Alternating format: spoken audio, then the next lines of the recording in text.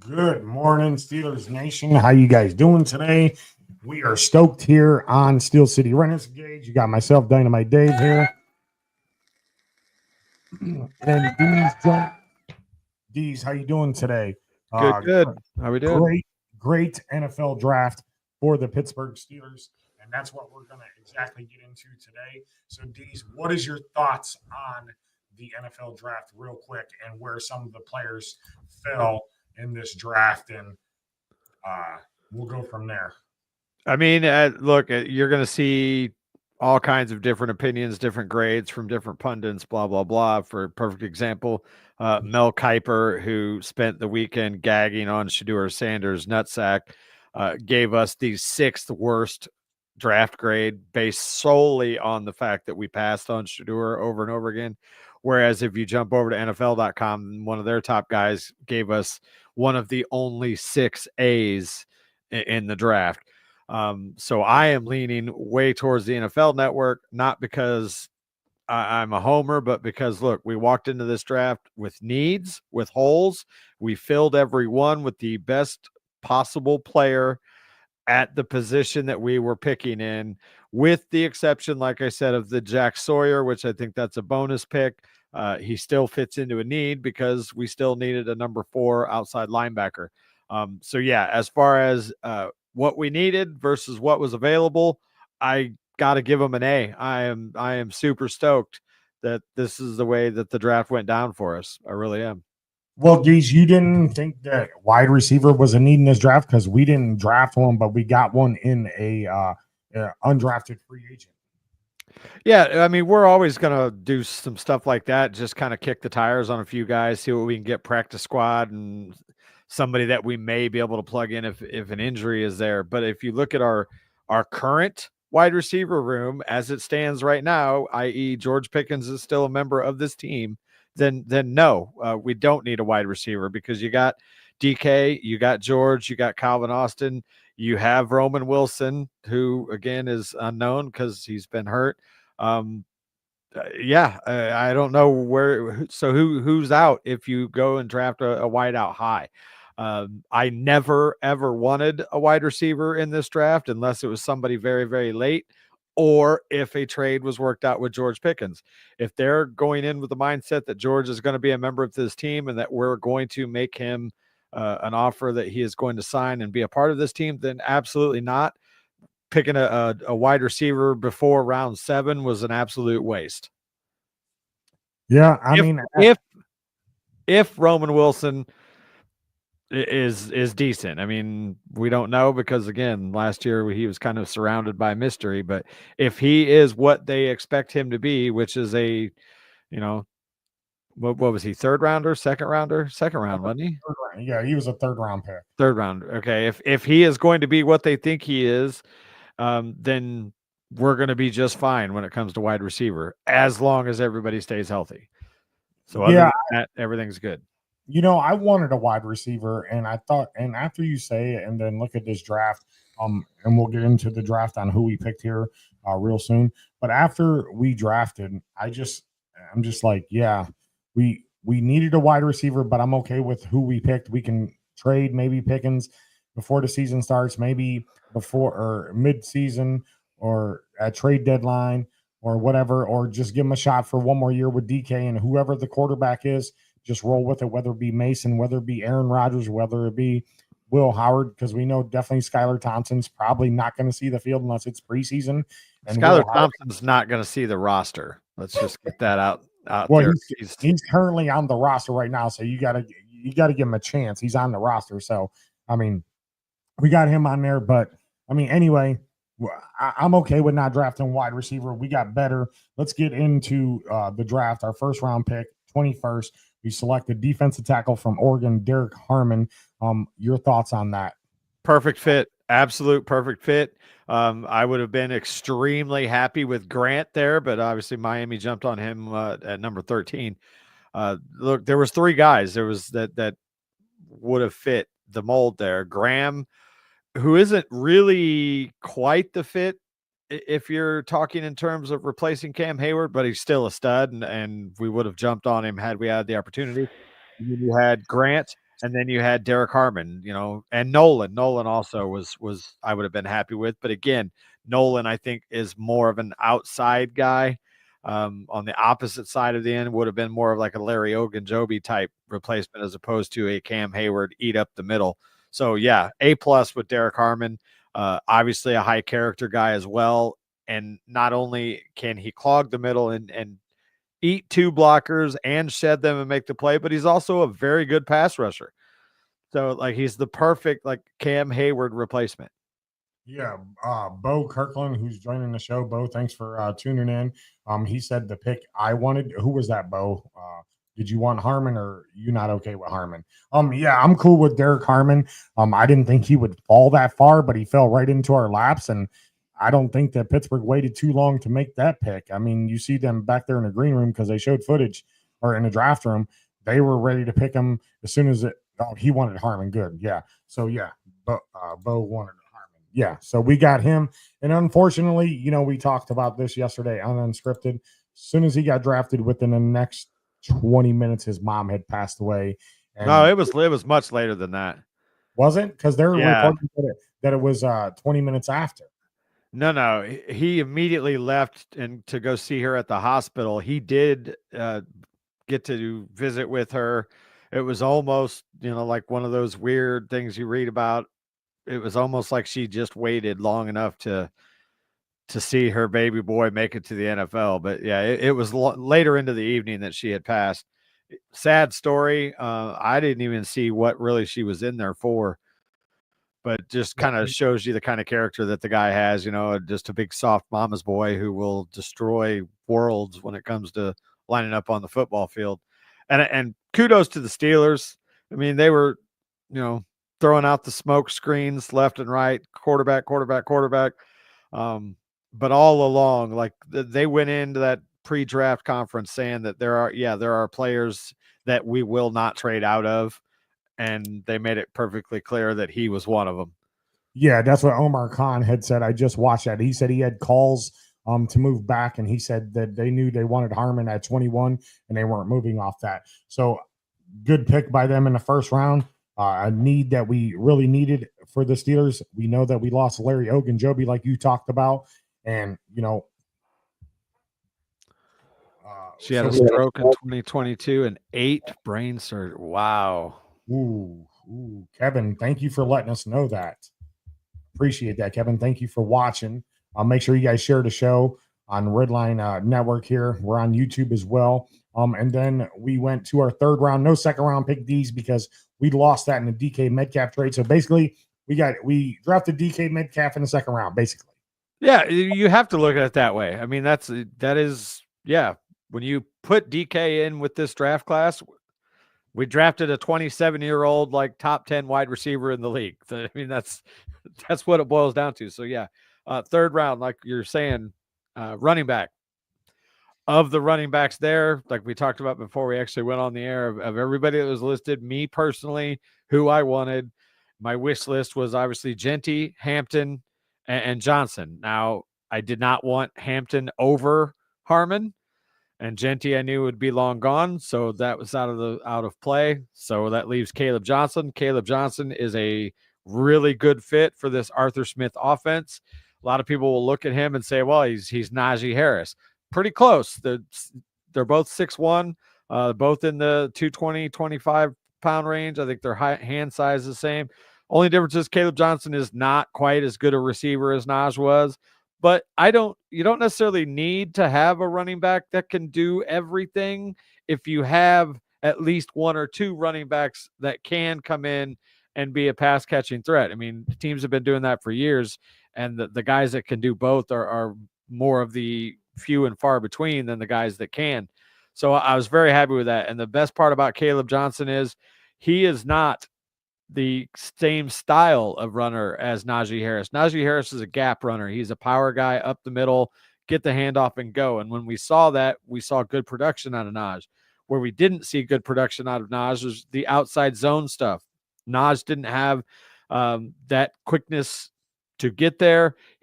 It just wasn't comfortable with it because of the fact that he was a gap style runner at Alabama. Caleb Johnson's just the opposite. he is an outside zone kind of guy, make his read. And while I won't say that he's going to look exactly like the guy, he is closer to a Le'Veon Bell style runner than he is a Najee Harris style runner.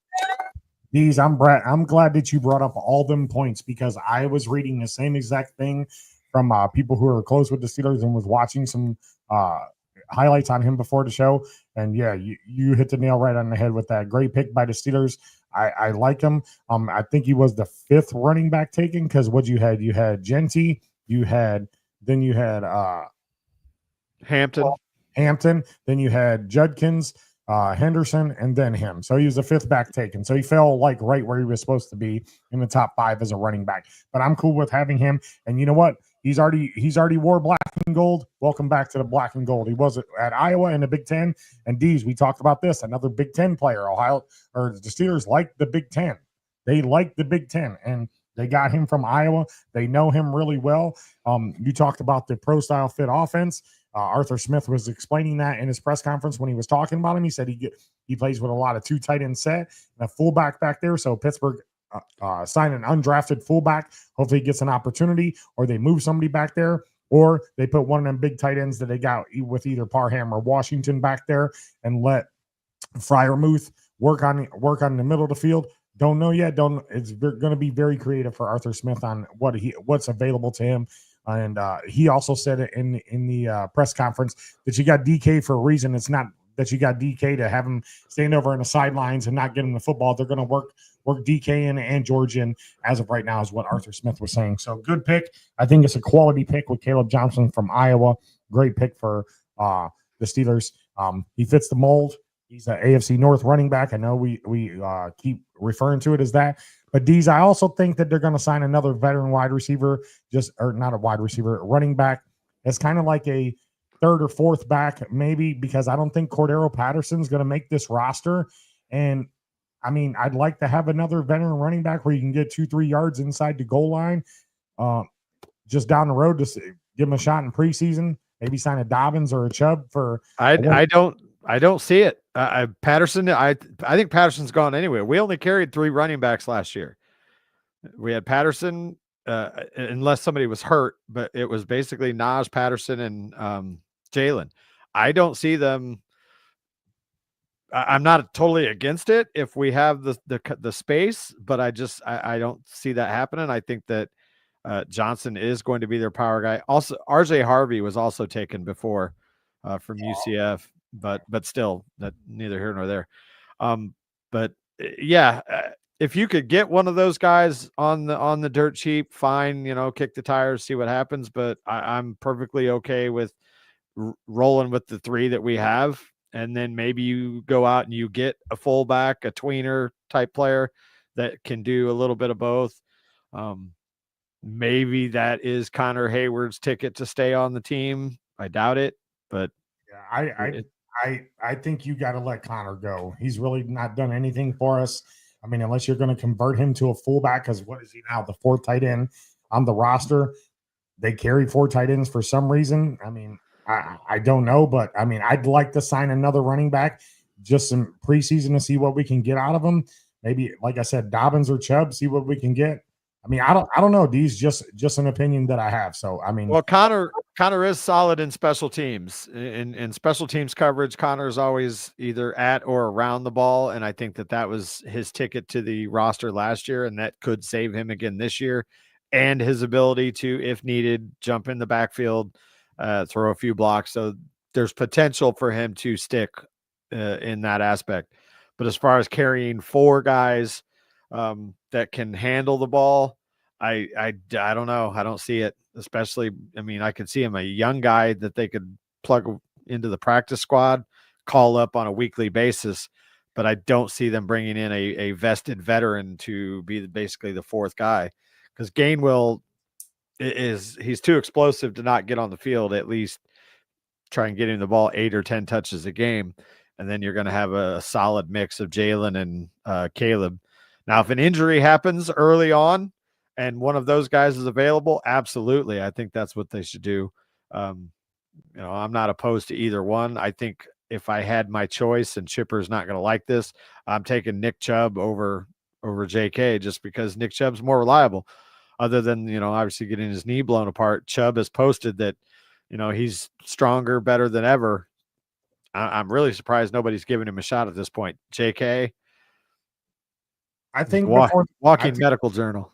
I think before the OTAs start, one of the teams out there will take a flyer on either Dobbins or Chubb and see how it works out for them, because both of them are coming off injuries, and I think Dobbins had a career year last year with the Chargers, and I mean, unfortunately, he didn't go back there. He's still a free agent, so hopefully either one of them get picked up and be put on a team. But anyway, D's, we're going to go to our fourth round draft pick, pick number 123. An edge rusher out of Ohio State, Jack Sawyer.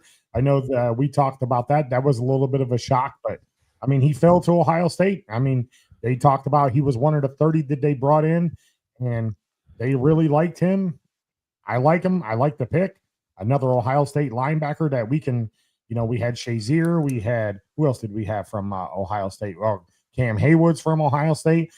Pittsburgh likes them Ohio State boys, and they turn them into decent players. And I'm glad that we got Jack Sawyer because he fits the mold too. He's from Pinkerton, Ohio.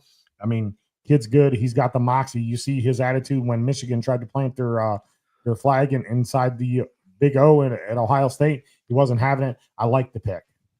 Yeah. Pittsburgh has a pretty good reputation of having linebackers named Jack. So I'm good with that. Again, he fell. I believe most had him projected late second, early third.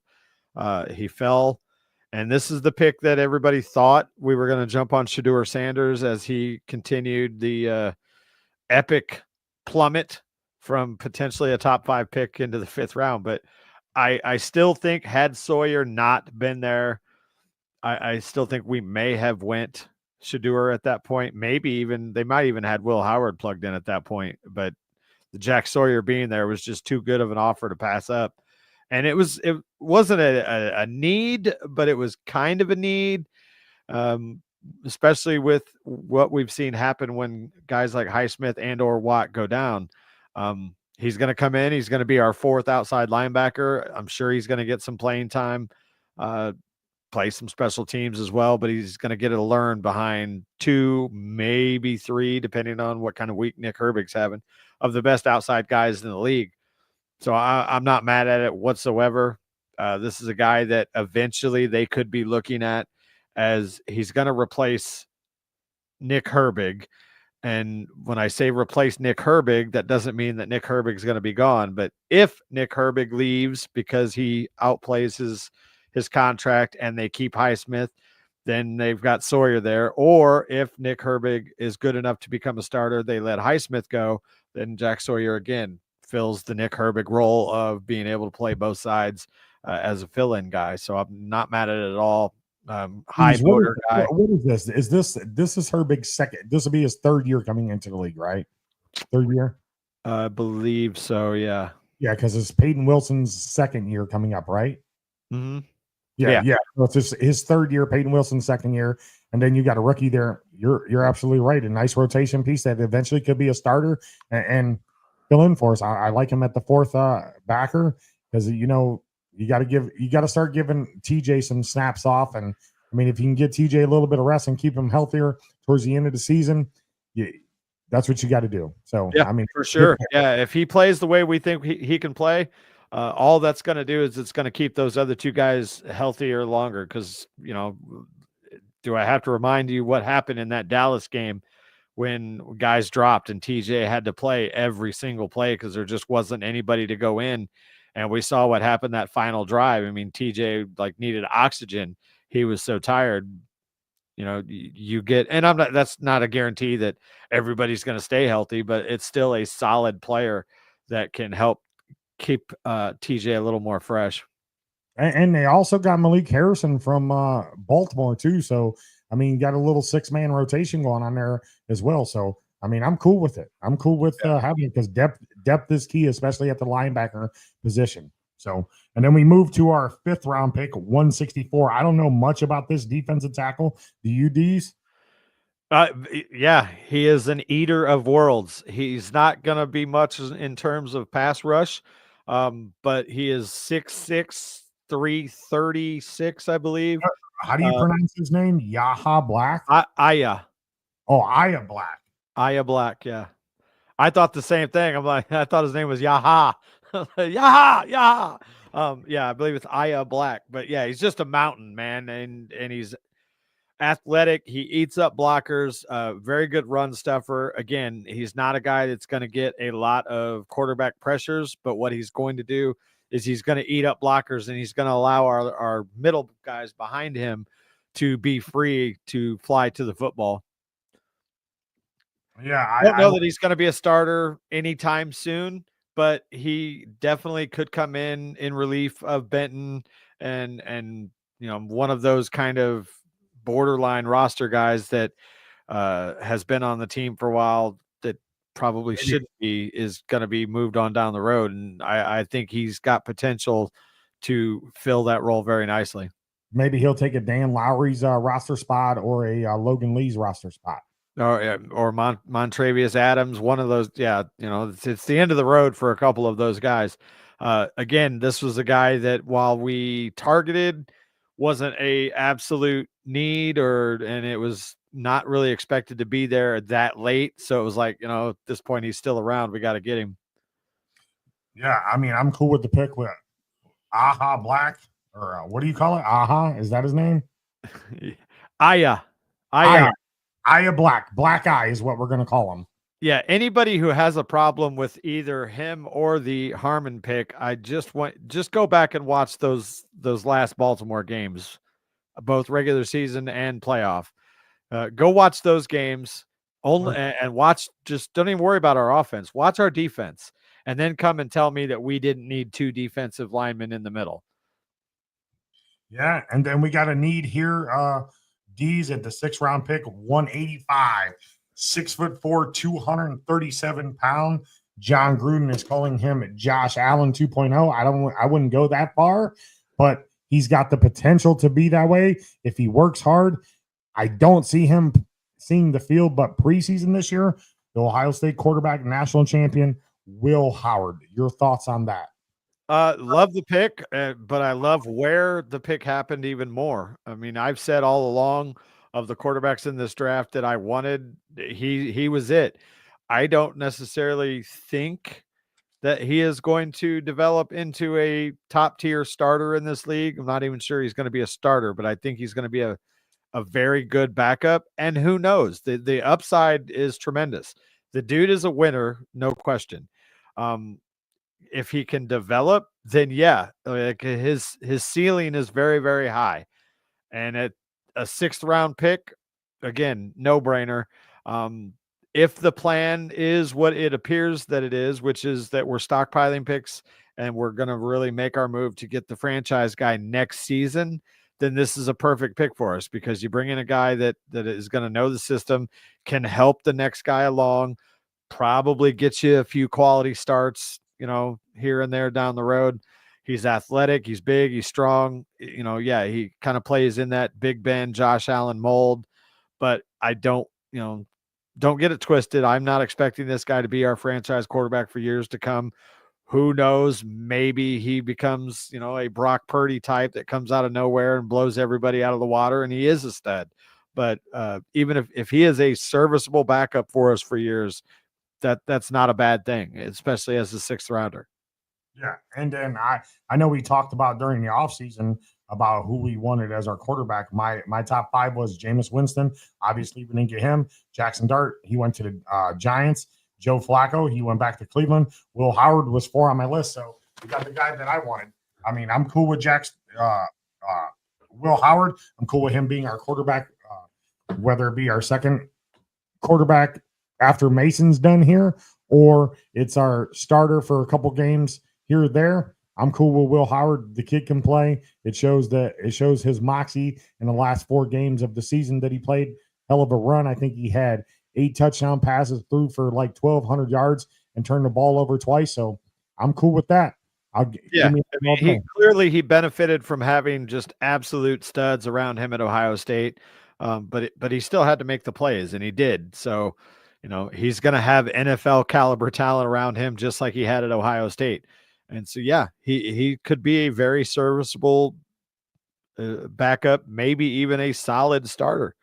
The jury's out, but the bottom line is we didn't burn a first round pick on a guy that's not going to be able to start. Right now this quarterback class is still a huge question mark.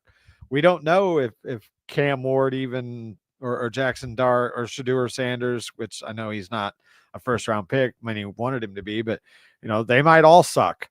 And to take a guy in the 6th that, worst case scenario, he's a good backup, that's not a bad thing. I totally agree. And guess what? Dees is another Big Ten player.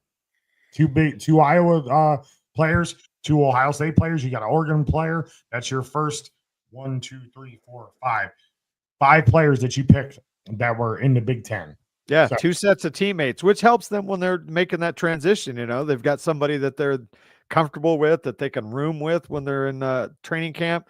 It's always nice to have a little bit of home around you. So, yeah, I'm not mad at it. And I kind of joked off air about I kind of wanted us to get Tez Johnson in the 6th round, or not say 7th round, so that we could pair him with Derek Harbin, because then we'd have had 2, 2, and 2. But yeah, Big Ten. I mean, look, Pittsburgh Steelers are a run the ball, smash mouth kind of football team. And that's what the Big Ten is known for. Big defensive players, hard hitting, cold weather. So yeah, it seems like we always kind of dip our toes into the Big Ten conference when it comes to who we're drafting. And there's a reason for that. It's just a physical style of football. Yeah. And then, we stay in the Steeler family. He is Mark Bruner, the former Steelers tight end, is a scout for the Steelers, and he works inside the organization. And Pittsburgh selected his son in the 7th round, 226 pick, Carson Bruner, linebacker out of Washington. Do you think that he has a chance to make this roster, D's, with the free agents that we signed and who we drafted with Sawyer? I think he absolutely has a shot. I don't think he's going to see the field a whole lot in terms of on the defense. But he is a ball hawk kind of linebacker. He's quick. He hits hard. I definitely see him being a stud special teamer. And it doesn't hurt his chances that his dad is not only a former Steeler, but he's a current Steeler scout. So yeah, without question, that draft pick was nepotism. But it's not that he's unwarranting of a draft pick. He was projected to go in the 6th round. We got him in the 7th.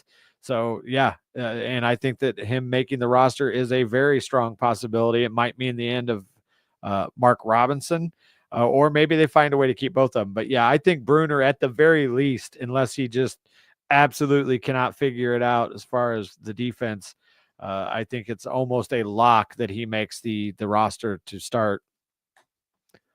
Did you remember Mark Bruner? I do. 87. I remember. Just a fucking animal. I mean, that dude. He had a decent career in Pittsburgh. He had a decent career. I think he was the 2nd tight end. Didn't he play when Heath was like a rookie, right? Wasn't he like our second? No. I'm pretty sure Bruner was already gone by the time we got Heath. I think Jay Remersma is basically who we signed after Bruner retired. And I want to say Bruner retired a little bit early.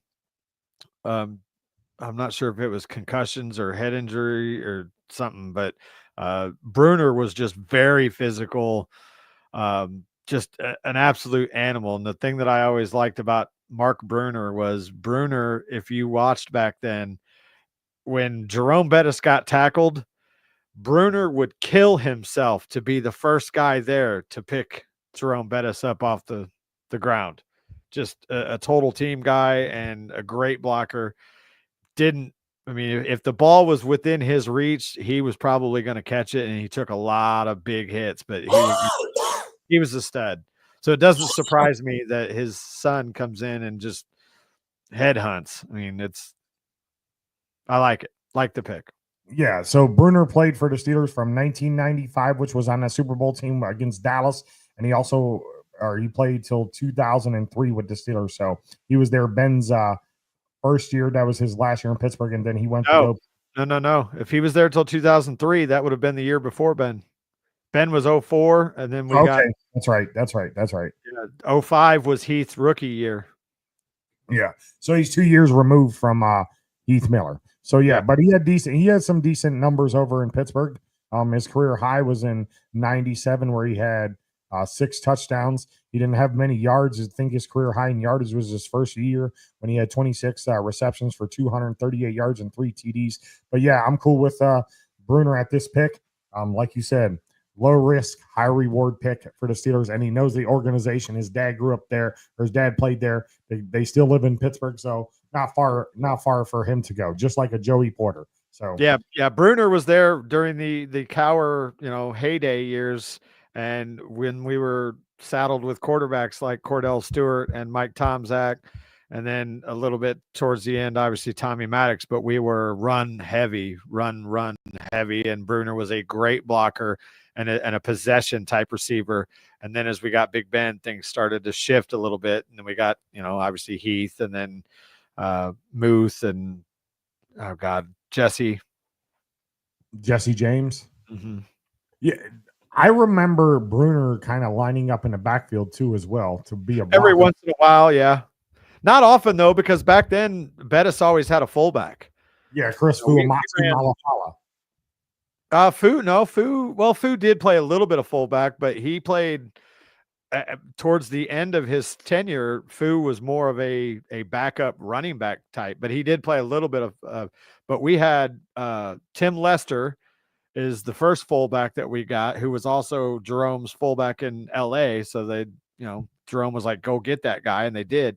And then when Tim Lester retired, that's when they brought in John Whitman, who was just a big hulking, specimen of a fullback. Fu would kind of fill in on whatever role that they needed him at. And then every once in a while, you would have Bruner as like an H-back. Then he might motion out. But yeah, great blocker, great catch, great hands. Didn't we have Roosevelt Nix in there too as well for a little bit? Yeah, but that was Rosie Nix was he was there with Lev. And then what about Dan Kreider? Because Kreider was back there too as well. Yeah, Kreider was at the end of Bettis's career. We had Tim Lester and John Whitman. Whitman didn't last very long, and then Dan Kreider was there for a long time, and then we started to kind of, once Kreider called it a career, that was about when we started getting away from the traditional I form. Rosie Nix was brought in, but he was used more of a receiver type. There wasn't really a traditional I formation that we would run. Yeah. So, okay, we move on from Carson Bruner. We got another pick in the 7th round. And by the way, the Steelers did make a trade in this draft with Kansas City. They picked up an extra draft pick, I do believe. Ain't that how that worked out, D's? So I think the Carson Bruner pick was them, and so was the 185 of Will Howard. I think them 2 picks, because Pittsburgh had the 21st pick, so that would have put them at 166, I do believe, in the 6th round, right? Isn't that where they traded? Yeah, I believe it was 153 or something like that they traded away and moved back, later into that round. And then they picked up a 7th rounder as well, which gave them a total of 7 picks. And that when they moved back, that's the pick that they used on Will Howard. Okay. And then the extra pick that they got, I think, was the Bruner pick, or maybe it was the Kent. Either way, we picked up. We'll get into Kent. So Kent, 229, Steelers' last pick, cornerback out of Central Michigan. I don't know much about this kid, Dees. Have you had anything on him? He's very fast. He can kind of play inside and out. At least he did it. Central Michigan. Super athletic. He's also got some return ability. So I think that's what attracted them to him is, look, the chances of him making the roster are probably slim. I think if he does, it's going to be that special team kind of thing. They're going to, they kind of affectionately refer to this last pick in their draft as the Danny Smith pick. So they're going to see how he does first in special teams and then plug him in on the defense and see whether he's more suited to play slot corner or outside corner. He's an outside shot to make the roster, but again, super athletic, very fast. So you never know. Might be one of those guys that we, stash away on the practice squad. Yeah, and they were talking about that with Arthur Smith. They said you can have 16 guys now on the practice squad, which they let them go up this year, and you can also elevate your third string quarterback every game now. Before it was a certain amount of games before they could be elevated, but Arthur Smith was real high on that. So hopefully it's Will Howard who gets to see the field from the sidelines over Skylar Thompson. As of right now, our starting quarterback going into the season right now is Mason Rudolph, and I would say Will Howard's probably your second string, and Skylar Thompson is there as a third string quarterback, but it's still yet to be determined. D's, the draft is over. What do you give the Steelers grade to front office? What do you give them? Again, for when I look at it in terms of what we needed and what was available when we made our pick, I give them a solid A. You know, I would agree on that. I kind of wanted Isaiah Bond, the wide receiver from Texas. I was looking at him late as well in the seventh round. He was still there. He's kind of a little guy. Had some injury concerns, but yeah, I wouldn't have been mad at that pick. Yeah, we have a little guy, and that's Calvin Austin. For some reason, they didn't think that they needed wide receiver, so hopefully they got that figured out, and hopefully they can find somebody to throw them the football. So D's, I give them a B plus. I can't give them an A because I still think we needed another wide receiver. That's just my opinion because we don't know how George is going to work out, but hopefully he can play and just go out there and catch the football and just make plays like he has before. I know a lot of people want to trade George, and there were some people that are saying there was a deal on the table for George to go to Denver for the second round, their second round pick, and Khan said no. He said he wanted more than a second round pick because that's all they were willing to offer. He wanted a second and a fourth, and they weren't willing to give a fourth. So I'm not mad at that. Look, if they commit to George and you know that's the plan, which they've said all along that is the plan, that they want to bring him back, then I am all for that. If they think that they can keep him happy and not a distraction with some of his antics and he grows up a little bit, I am all in on keeping George Pickens here because I think that duo is going to be phenomenal. However, I am still of the mind that come training camp time, he is going to hold in because he's going to want to get paid. And I mean, I've said on this show multiple times that I didn't think a trade would happen at all during the draft unless just an absolutely knock your socks off offer showed up. I think that if a trade happens, it's going to be in August when he's holding in and not wanting to play on his rookie deal, which I don't think that he's going to. You know, if you say, George, you're playing on this last year of your contract, we're not giving you an extension yet, he's gone. He's not going to play. He's going to force him to move.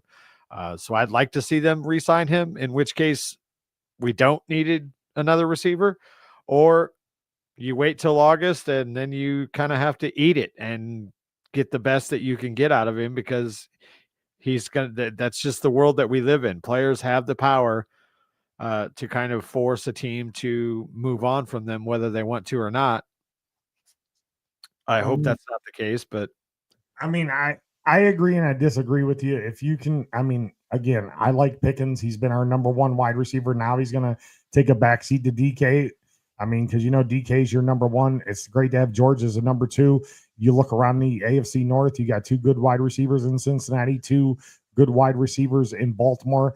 Cleveland, you don't know what they're going to do yet. I mean, they got four quarterbacks on their roster as of right now. Somebody's going to be the odd man out over there, whether it be Pickett or Dylan Gabriel or Shedeur Sanders. You don't know. Flacco is there. I don't know if Flacco is going to be their starter, but they drafted two quarterbacks. And man, listen, did they fucking fleece Jacksonville? They fleeced Jacksonville for that second pick. Yeah, I mean, it was a good trade for Cleveland before you threw in the extra first round pick. Like, yeah. Cleveland won that trade before they got the extra first round pick. So yeah, they did awesome in terms of that. And as much as I hate to admit it, Cleveland had a really good draft. It's a great draft if you erase the Dylan Gabriel pick, because they could have gotten much better value than Dylan Gabriel, a guy that's probably not going to make their roster. let me ask you this though, Dees. Why do you think they took two quarterbacks? Are you think that they're unsure with either Flacco or Kenny Pickett, or they just had Gabriel Phil there? Because you I could have don't. the door I there. don't know. I think it was that they weren't going to take Shadur because for the same reasons that everybody else was kind of passing on him. And then once they got to the 5th round and we passed and we passed and we passed, because at that point it was pretty much us or the Rams that were kind of maybe landing spots for him, that somebody in Cleveland was like, all right, look, fuck it. Let's just, let's throw a 5th round at it and, very low risk with a potential high reward. And yeah, to me, they should have just picked him in the 4th or whenever it was that I think it was the 4th that they picked Dillon Gabriel. But yeah, it's, it's baffling because I don't think Dillon Gabriel makes their roster. Yeah, here's my thing on the Shador thing. Like, I like the kid, and I think that he could be a serviceable quarterback. He checks all the boxes. I think the people that he put around him and his little bit of arrogance that he has, I think that cost him his being a late, what was he, 6th round draft pick? Who? Shador. He was a 5th round 5th. pick. Yeah. Late top pick of the 5th or second or third in the 5th. Shane says he thinks Jimmy said take him. He said look at the faces of Kevin and Andrew. So yeah, I could definitely see that. I could see them, But I mean, give Shador a chance if he's NFL, if he can play in the NFL, give the kid a chance. But I think you're right. I don't know why they picked Dillon Gabriel, who what's he, 25? He had 6 years of college eligibility and played on 4 different teams. So I mean, I don't know. I don't know why you take him unless they're not sold on Pickett or Joe Flacco. I don't know. I don't know what they were thinking, but they did have a good draft. I think that they dropped the ball by not taking Travis Hunter, but that's just my opinion. I think Hunter's going to be a stud wherever he's at. And thank God, or well, not say thank God. Unfortunately, who's ever running the Jaguars as their general manager needs to be shot because you gave away your 1st round draft pick for next year. You don't even know if you're going to be good next year. Or this year. Yeah. It's the kid. It's the youngest general manager in the NFL. So that explains a lot. It reminded a lot of people about the scene in Draft Day when Kevin Costner fleeces that dude from Jacksonville. It's funny because it's the same 2 teams, and kind of talks him into making that kind of trade. Look, I mean, history will show or what happens. Maybe it works out. Maybe Shedeur Sanders turns out to be, a GOAT and they got him for a 5th. Maybe Travis Hunter flames out. It's hard to say. Like, we can sit here and talk about, great draft. At the end of the day, they're not all winners. Half these guys aren't going to be in the league in 2 years. And that means like in the entire draft. So we'll see. But yeah, on paper, Cleveland did a good job. And again, for them to get that extra pick, I tip my cap to them. I'm still of the mind that it's Cleveland and they'll find a way to fuck this up. Yeah. Hello, Gene. Shane says the irony of in that. Wow. And then Shane says, what's up, Gene? So yeah. So thank you guys for watching. Or not unscripted. I'm sorry, Steel City Renegades. My voice is a little hoarse today because I announced last night at the racetrack and it was kind of cold. Tried to get up this morning to give me some tea and some coffee to, give my voice back a little bit, but I haven't. It's taken me a day to get it back. But anyway, yeah, Deez, what was your biggest surprise of the draft? Is it Shedeur falling to the 5th? Oh, without doubt. Like I thought. Look, I think Shedeur Sanders is way, way better than a 5th rounder. Like, he played pretty damn good. Yeah, he's not a perfect guy, but I don't think I don't fall under the Mel Kiper brigade and think that he's, the top quarterback in the draft and should have been a top 5 pick. I could have seen him late in the 1st, but I think he probably belonged in the 2nd. So yeah, seeing him do just an absolute free fall like that, is amazing, and maybe leads a little bit of credence towards some of the reports that we were hearing about how the interviews were bad and that he just came across as somebody that, kind of entitled and wanted everything kind of handed to him. I've watched enough of Deion Sanders to see how Deion is as a father and a coach. So I don't necessarily think that it's something that his ego is so big, and maybe it is. Maybe his dad has filled his head with so much stuff that he thinks he's just automatically, a Hall of Fame quarterback. But it seems like Deion does, is a really good father and a pretty solid coach. I don't get it. I couldn't understand why he was falling the way that he did. So that was without a doubt the biggest shock. And then just to see like everybody absolutely having meltdowns, like goddamn, somebody needs to send Mel Kiper and Skip Bayless to some trauma therapy, because you would have thought that was their kid that was getting mistreated the way that they were ranting and raving on TV, and even Stephen A. Smith. And then you have people, even Steeler fans, that were upset we weren't taking him, and that was calling this collusion, and that this, it's a race issue. The Steelers aren't picking him because they're racist. Really? Serious? Our head coach is black, and our GM, I don't know if he's black, but he's definitely not white. And you're going to say that we didn't take Shedeur because he's black? Get the fuck out of here. Yeah, I heard some stuff about that. I didn't hear that the Steelers fans were doing it. I heard it was other ones. But you talk about Shedeur's interviews. Did you hear the Brian Dable debacle that happened in the Giants when he interviewed with the Giants? That Brian Dable said that he came into the interview unprepared and told him to leave, that it was a 15-minute interview and he got into his ass. Did you hear about that? I read that it didn't go well. I did not hear any specific details like that, which that's pretty wild if that's true. Yeah, I guess Dable told him, he's like, how do you project yourself as a quarterback? And I guess soon as that came out and he explained it, or Shedeur explained himself to Dable, he said that it was just a debacle from there. He was unprepared. I guess he put some plays up on the board and asked him about a few things, and I guess Dable didn't like it and got into his ass and said, you came to this interview unprepared, and it didn't last long. A lot of reports coming out about that. You get the random anonymous report that the interview went bad, and I can see it happening. I mean, obviously something happened. And Gene is right. Oh my God, stop the race card. Yeah, agreed. We're done with that. Absolutely agreed. Something happened, whether it was the one interview with New York or whether it was multiple interviews. The simple fact is that these guys, while they are drafting and coaching and plotting against each other to win one trophy, at the end of the day, they're all talking to each other and like comparing notes. So there was a narrative out there that this guy is not, who the media is presenting him as. And it was kind of like all the teams were kind of looking at each other being like, are you going to do it? We're not going to do it. Are you going to pick him? We're not going to pick him.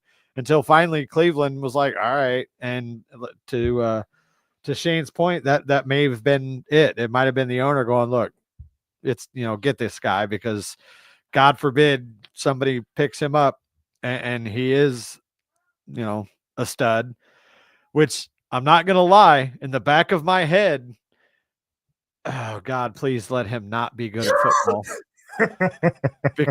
The reason I say that is because if everybody was wrong and Shedeur and Deion are right, and he is going to be a top-notch football player, a top-notch quarterback in this league, who's the one team that he is going to take unbelievable amounts of pleasure in beating?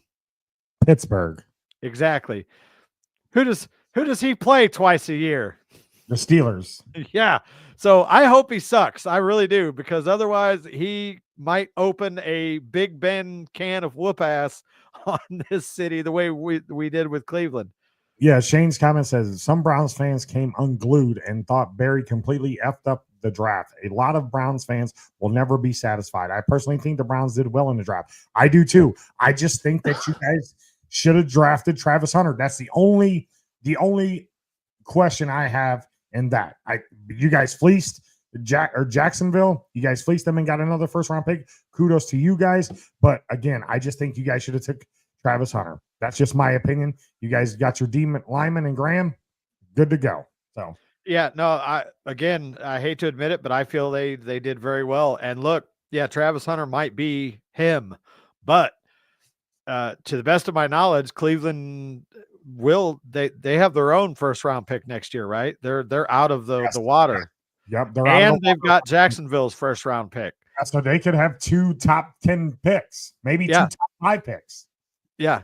So let's just say, for the sake of argument, let's just say that, both of those teams, Cleveland and Jacksonville, are mid-level.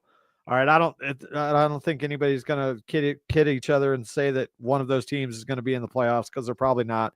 But there's a shot. But anyway, let's just say that they are both, let's just go 8 wins, 7 or 8 wins each. Okay. So that's going to put them as having 2 picks in that 13 to 20 range, somewhere in there.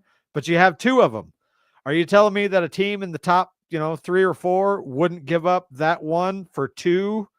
It gives Cleveland the opportunity that they can move up as high as they want. They could literally easily take so will I, but still, either way, it's gonna give them the flexibility to go anywhere they want in the draft next year. Whether it be for quarterback or whatever, they're going to be able to move as high up as they want, with all of that extra draft capital, and could be a real thorn in our side as far as what I think our long-term plan is, which is the same thing: stockpile picks, make a package, and move up high in the first to take what could be our franchise quarterback. Deez, I totally agree with you, but I have to say this, and this is hard to say. I think the Browns franchise and the people that run it are a lot smarter than the people that are running the organization over in Jacksonville, because Jacksonville has not got it right in 15 years. I agree. I mean, Cleveland has fucked a lot of things up over the course of the last few years, but so has Jacksonville. I mean, without a doubt. You went from Urban Meyer, who lasted 10 games. Then you went from him to Doug Peterson. You drafted Trevor Lawrence with the first pick in the draft. That hasn't worked out for you. Then you got Travis Etienne. That hasn't worked out for you. Then you trade your first round draft pick this year. You got a new head coach, a first year head coach. I don't think they win more than 3 or 4 games, Jacksonville. And I think that's an automatic top 5 pick for the Browns going into the season. And listen, no offense to the Browns, but you guys don't have a future quarterback on your roster right now. You don't, unless it's Shador, unless Shador works out and he's your franchise quarterback moving forward. I don't know. I don't see Kenny being the franchise quarterback there. But listen, again, and I hate to say this, Browns fans especially get pissed off at me when I say, as of right now, if I'm going into the start of the season, Kenny Pickett is my starting quarterback for the Cleveland Browns. Kenny Pickett is the starter. That's just my opinion. Yeah, but there is a very strong chance that Shador wins that job in camp. Yeah, very strong. There is. But as of right now, as we sit today on April the 27th, Kenny Pickett is your starting quarterback if they played today. Yeah. Even if Shador, let's just say Shador's absolute ceiling is a mid-level starter. Okay. Not great, not horrible, but a guy that you could surround with enough talent that you could go and win a lot of games, potentially even a championship. Then you absolutely knocked it out of the park getting him in the 5th round. Well, you look at you look at the quarterbacks that Stefanski's had since he's been here. He had Baker for 1 year, correct? Baker was here in Cleveland for 1 year. Then he had Jacoby Brissett. Baker was in. Stefanski, I think, only had him for 1 or maybe 2. But Stefanski had him for 1 year. Then you had Jacoby Brissett, who played pretty good. Whether we like to admit that or not, he played pretty good. Watson has not played good besides one half in the Baltimore game. Then you had Flacco, who came off the couch and was really good. And you had, whether you like it or not, Jameis played pretty good in the games that he was out there last year. Turned the ball over a lot, but he still conducted the offense and played it well. And that's what Stefanski does. Stefanski calls great games and gets the best out of the quarterbacks that he's had. Look what he did with Kirk Cousins in Minnesota. He was there as their offensive coordinator, and he did really good with that.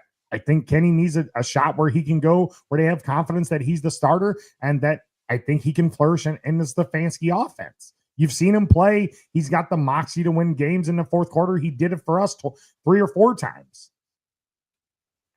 I mean, Yeah. but I mean, I don't know. That's their problem to deal with. They got 4 quarterbacks on the roster. We'll see who's the starter. I won't be shocked if it's Shedeur. I really won't. I don't see Kenny as a guy that is going to go in there and take the job, which I agree that he does seem to have that fourth quarter gene. We saw it. Unfortunately, he doesn't have anything when the first 3 quarters. I mean, we saw it time and time again that he just could not make shit click. And then when the game was on the line, if the defense kept it close enough, something took over and he played very well in the fourth quarter. But I don't know. If I'm Shedeur and you want to win that starting job, put your head down, keep your mouth shut, and study the playbook, and just go ball out. Do what you know that's in your heart, that you think you're a first round draft pick. And if you got a chip on your shoulder, like you say you do, and you want to prove all these other teams that pass you up multiple times, then just go to Cleveland and work. That's it. That's all. Yeah. That's all I want you to do. I'm pulling for the kid. I think that he's talented, but I just think that his ego got in the way, and that's why he fell. Yeah, he needs, bottom line is he needs to treat this as a life lesson and eat the big, giant slice of humble pie. Like you said, put your head down and work and prove all of these people wrong. At the end of the day, he should have the biggest chip on his shoulder, and rightfully so. But now is your chance to go prove it. Show 31 other teams, including the Pittsburgh Steelers, how wrong everybody was, and go out there and win. And look, this is Cleveland. And as much as we hate them, they do have a very passionate fan base. They have a fan base that has put up with a lot of bullshit. We as Steeler fans, we get on here and piss and moan all the time. But the fact is we're spoiled. Cleveland, not so much. And they're still behind that team. It's going to get real loud in that stadium if Kenny Pickett or Joe Flacco are their starting quarterback and it's not going well. You're going to hear "We Want Sanders" really loud in that stadium. Yeah, and again, Shedeur, if you get that opportunity, just go ball out, dude, and put your head down and learn the playbook, because Stefanski's a good coach. He's a 2-time coach of the year. He knows how to call plays. I mean, you got the people around you. You got some decent wide receivers. You got a good tight end. Your running back situation. You got a good defense. I mean, just put your head down and study the playbook and go in there and shut up. Flacco's a good pro. You'll learn from him. Word is on the street that he took Anthony Richardson underneath his wing in Indy, and he never wanted to leave Cleveland. But Chipper's boy, Deshaun Watson, didn't want him here. He wanted Jameis. So, unfortunately, he left and went 1 year in Indy and came back to Cleveland. I just can't wait to see, what kind of things that Will Howard learns from this year's starter, Aaron Rodgers. It's going to be awesome. Yeah, I believe Aaron Rodgers will be our starter, and I like our quarterback room besides Skylar Thompson. If he's a practice squad quarterback, I'm okay with it. I don't even know that he's going to make the practice squad, but yeah. You got to carry one quarterback on your practice squad, D, so he might be it. Barring injury, Skylar Thompson does not see this Pittsburgh Steeler locker room after September 1st. Because look, Aaron's coming. I'm convinced that it's a done deal. I'm convinced that that's why we weren't in such a hurry to get a quarterback. I think that behind closed doors, Aaron's like, yeah, I'm like 98% going to play football for you guys, and I think it's a done deal. I really do.